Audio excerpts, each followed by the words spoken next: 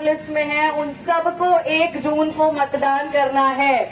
और जो 18 साल के ऊपर नहीं है उनको अपने माता पिता को, अपने पड़ोसियों को, अपने रिश्तेदारों को, अपने दोस्तों को मतदान करने के लिए प्रेरित करना है। उनको मतदान करने के लिए जिस भी तरह की आवश्यकता है, कोई जरूरत है, वो सारी सहायता प्रदान करनी है।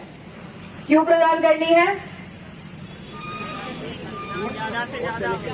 क्यों वोट ज्यादा से ज्यादा होना चाहिए? क्या होता है लोकतंत्र का महापर्व? कोई बताएगा? बच्चे हैं यहाँ पर बहुत सारे स्कूल के मेरे सामने। एनीवन? आइए आइए आइए आगे आइए, जिसको भी बताना है फटाफट दौड़ के।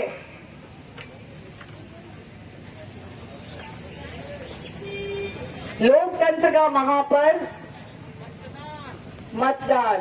यस, जितना ज्यादा आप लोग मतदान करेंगे उतनी ही स्ट्रांग भागीदारी, उतनी ही मजबूत भागीदारी जहानाबाद की, हमारे भारत के लोकतंत्र के निर्माण में बनेगी। आज अगर आप अपना ये अधिकार, अपना ये कर्तव्य खो देते हैं, मतदान करने नहीं जाते हैं किसी भी कारणवश, तो आप अगले 5 साल तक अपनी अंतरात्मा से ये सवाल नहीं पूछ सकते कि फला फला काम हमारे एरिया का क्यों नहीं हुआ, कैसे नहीं हुआ, हमने अपने नेता को नहीं चुना तो हमारी पसंद का काम नहीं हो रहा है, या हमारी पसंदीदा नेता की सरकार नहीं बन पाई तो हमारे लिए कोई भी काम क्यों नहीं हो रहा है। आपका एक ये ऐसा कर्तव्य है जो आपको 5 साल में एक बार सरकार बनाने का निर्णय देता है। लोकतंत्र में सबसे ज्यादा मजबूत अगर कोई पहलू है तो वो है मतदाता। चाहे प्रधानमंत्री हो, चाहे मुख्यमंत्री हो, चाहे वार्ड मेंबर हो, चाहे मुखिया हो, वो सभी किसके मत से आते हैं? मतदाताओं के मत से आते हैं। अगर आप किसी को वोट नहीं दीजिएगा तो क्या वो MP, MLA, प्रधानमंत्री, मुख्यमंत्री बन पाएंगे? तो प्रधानमंत्री कौन बना रहे हैं? आप बना रहे हैं। तो इतना मजबूत अधिकार जो आपको भारत में मिला है, बिना किसी भेदभाव के, चाहे पुरुष हो या महिला हो, वृद्धजन हो, किसी भी जाति के हो, किसी भी धर्म के हो, कहीं भी रहने वाले हो, ये आपको एक धागे में पिरोता है। भारत जो एक सिंगल देश है, यही एकमात्र एक ऐसी चीज है जो आपको एक सिंगल धागे में पिरोती है, जो आपको राज्यों के, धर्म के, जाति के, पुरुष महिला होने के, ट्रांसजेंडर होने के या गरीब अमीर होने के भेदभाव से ऊपर उठाती है। कोई कितना भी अमीर हो उसके पास भी एक ही वोट है, और कोई कितना भी गरीब हो उसके पास भी एक ही वोट है। तो जब वो इतना कीमती वोट है, सबको बराबर हक दिया जा रहा है, तो क्या उस वोट को गंवाना आपकी लापरवाही नहीं होगी? क्या ये आपकी जिम्मेदारी नहीं बनती है कि इस हक को हम लोग महत्वपूर्ण तरीके से, अपनी पूरी जिम्मेदारी से और पूरी रिस्पॉन्सिबिलिटी से इस्तेमाल करें, ताकि अगले 5 वर्ष तक अपनी सरकारों को हम क्वेश्चन कर पाए, हम उनसे सवाल पूछ पाए कि हमने आपको वोट दे करके प्रधानमंत्री या मुख्यमंत्री या पंचायत मुखिया बनाया है, तो क्यों नहीं हमारी मर्जी का, हमारे एरिया का कोई भी काम होना चाहिए जो आपके डेवलपमेंट के लिए जरूरी है, आपके विकास के लिए जरूरी है। तो 5 साल तक अपनी भागीदारी बनाए रखने के लिए ये सबसे बड़ा मौका है, और ये एक त्योहार है। जिस तरीके से होली, दिवाली मनाने के लिए, रिश्तेदारों के घर जाने के लिए, रक्षाबंधन में दूर दूर अपनी बहनों के घर जाने के लिए कोई सर्दी गर्मी नहीं देखता। कोई देखता है कि आज बहुत गर्मी हो रही है, आज नहीं जाएंगे रक्षाबंधन पे, बहुत दूर है बहन का घर? कोई सोचता है ऐसा? उसी तरह से इस त्योहार को मनाना है हमें, चाहे गर्मी हो या सर्दी हो। आपके लिए सभी तरह की सुविधाएं मतदाता केंद्र पर मुहैया कराई जाएंगी प्रशासन के द्वारा। चाहे वो पीने का पानी हो, बहुत गर्मी रहेगी 1 जून को, हम सब लोग समझते हैं। जनता को बहुत तरह की परेशानी का सामना करना पड़ सकता है। जिनके पास उतने संसाधन नहीं है, उनको मतदाता केंद्र तक आने में असुविधा होगी। जो हमारे वृद्धजन हैं, जो हमारे पीडब्ल्यूडी मतदाता है, डिसेबल्ड मतदाता है, दिव्यांगजन है, उनको आने में समस्या हो सकती है, उनके लिए विशेष तौर पर होम वोटिंग की सुविधा उपलब्ध कराई जा रही है। आप अपने घर बैठे भी अपने मताधिकार का प्रयोग कर सकते हैं। आपको उसके लिए फॉर्म दिया जाएगा बीएलओ के द्वारा। उस फॉर्म पर आपको अपनी कंसेंट देनी है और कुछ दिनों के बाद आपके घर आकर के आपका वोट लिया जाएगा और जितनी सीक्रेसी से आपका वोट आपके वोटिंग कंपार्टमेंट में मतदाता केंद्र पर लिया जाता है, उतनी ही सीक्रेसी से उस पूरी प्रोटोकॉल को मेंटेन करते हुए उसको हम लोग संभाल कर रखेंगे और काउंटिंग के दिन पर उन वोटों की भी उसी तरह से मतगणना की जाएगी जिस प्रकार से बाकी वोटों की जाती है। इसके अलावा जो मतदाता मतदान केंद्र पर आकर अपने मताधिकार का प्रयोग करना चाहेंगे, उनके लिए पीने के पानी की, यदि किसी की तबीयत किसी कारणवश खराब हो जाती है, उसके लिए महत्वपूर्ण दवाइयों की, ORS की सुविधा उपलब्ध कराई जाएगी। हम ये समझते हैं कि ज्यादा देर इंतजार करना धूप में, गर्मी में लोगों के लिए मुश्किल होता है, इसलिए इस बार यह भी व्यवस्था निर्वाचन आयोग के द्वारा की जा रही है कि जो भी एक्स्ट्रा रूम्स हैं, कॉरिडोर्स हैं, वहां पर लोगों के बैठने की भी व्यवस्था की जाए ताकि उनको ज्यादा देर खड़े रह करके इंतजार न करना पड़े। और जहां पर इस तरीके के कोई भी कमरे या कॉरिडोर्स उपलब्ध नहीं है, ऐसे मतदान केंद्रों पर टेम्पररी शामियाना की व्यवस्था भी की जाएगी, छाया की व्यवस्था की जाएगी। तो इस बात को सोच करके आप अपने वोट को ना छोड़ें कि हमको धूप में जाकर के 2 घंटा खड़े रहना पड़ेगा, हमारी तबीयत खराब हो जाएगी तो कौन हमको देखेगा, कौन हमारी देखभाल करेगा। यहाँ पूरा जिला प्रशासन, डीएम से लेकर के एडीएम, डीडीसी, बीडीओ, एसडीओ और जितने पदाधिकारी, जितने कर्मी हैं निर्वाचन आयोग के द्वारा, वो सभी आप ही की सेवा के लिए लगे हुए हैं।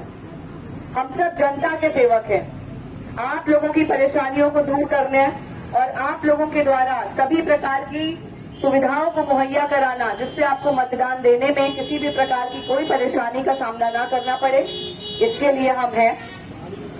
सभी जगह पर जहां दिव्यांगजन हैं, उनको मैं ये आश्वस्त करती हूं कि हम सभी 897 मतदान केंद्रों पर व्हीलचेयर की व्यवस्था कराएंगे और जो मोटराइज्ड ट्राईसाइकिल से दिव्यांगजन आते हैं, उनके द्वारा ये शिकायत दर्ज कराई गई थी कि पहले उनको 100 मीटर के पहले ही उनको अपनी ट्राईसाइकिल से उतर करके जाने के लिए बोला जाता था। मैं आपको ये आश्वस्त कराती हूँ कि आपको उसी डिस्टेंस से व्हीलचेयर मुहैया कराई जाएगी। आपको किसी भी और तरीके से किसी भी परेशानी का सामना करते हुए मतदान केंद्र में प्रवेश नहीं करना पड़ेगा। आपकी गरिमा का पूरा ध्यान रखा जाएगा प्रशासन के द्वारा। जितनी भी महिलाएं हैं, उन सभी महिला मतदाताओं से मैं ये कहना चाहूंगी कि किसी भी प्रकार की विधि व्यवस्था, सुरक्षा से संबंधित कोई परेशानी हमारे जिले में नहीं है। विधि व्यवस्था के प्रॉपर संधारण के लिए सभी तरह के स्टेप्स प्रशासन के द्वारा लिए जा रहे हैं। भय मुक्त होकर के, लालच मुक्त होकर के अपने इस बराबर के मताधिकार का आप भी उतना ही ईमानदारी से प्रयोग करें और दूसरों को प्रयोग करने के लिए प्रेरित करें जिस प्रकार से बाकी लोग करेंगे। महिला मतदाता हमारे जिले में उतने ही हैं जितने कि पुरुष हैं, तो आप लोगों की भागीदारी बहुत जरूरी है। जिस तरीके से ये बोला जाता है कि जब एक महिला पढ़ लिख जाती है तो वो इंश्योर करती है कि उसका पूरा परिवार आगे का पढ़े लिखे, उसके आगे की कोई पीढ़ी अनपढ़ नहीं रह सकती। उसी तरह से अगर एक मतदाता, महिला मतदाता अपने घर में वोट देने जा रही है तो मैं पूरी तरह से आश्वस्त हूँ कि उस परिवार के बाकी सभी सदस्यों ने जरूर वोट दिया होगा, क्योंकि ऐसा नहीं हो सकता कि महिला जाए और उसका पति या उसके ससुर या उसके बाकी रिश्तेदार जो पुरुष हैं वो ना जाएं। और जहां पर आप लोगों के जो पुरुष साथी हैं, आपके पति हो या आपके घर के और पुरुष जो परिवार के सदस्य हैं वो बाहर हैं, आपको अकेले निकल के मतदान केंद्र तक जाने में किसी भी परेशानी का सामना नहीं करना पड़ेगा। इस बात का आश्वासन मैं आपको देती हूँ। मैं भी एक महिला हूँ, मैं समझ सकती हूँ कि आप लोगों के दिमाग में कई तरह की उलझने रहती होंगी कि भाई हम यहाँ पे अकेले रह रहे हैं, हम वोट देने जाएंगे तो ऐसा ना हो कि कल को कोई आकर के हमको परेशान करे, हमको कुछ बोले कि किसको दिया किसको नहीं दिया। इन सब चीजों से ऊपर उठ करके, इन सब चीजों से परे रह करके आप प्रशासन पे भरोसा रखिए। प्रशासन आपके साथ है, पुलिस प्रशासन आपके साथ है और आपको किसी भी तरह की समस्या का सामना आज या कल नहीं करना पड़ेगा। लेकिन इस जिम्मेदारी को आपको उठाना पड़ेगा, आपको वोट देने जाना होगा। इसके अलावा यहाँ पर बहुत सारे बच्चे हैं स्कूल के। आप सभी को ये समझना, ये जानना बहुत जरूरी है कि कल ही आप देश का भविष्य बनेंगे।